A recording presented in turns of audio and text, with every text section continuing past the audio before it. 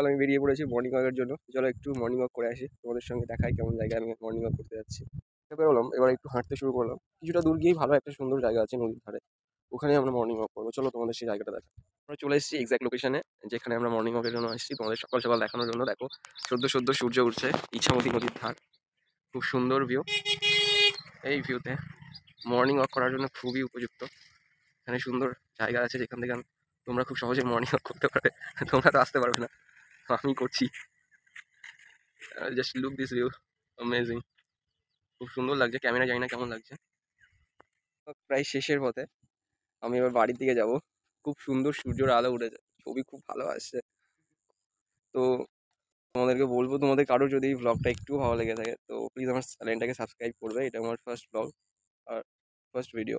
তোমরা যদি সাপোর্ট করো তাহলে আমি আরও ভিডিও নিয়ে আসতে পারবো। আজকের মতো এইটুকু।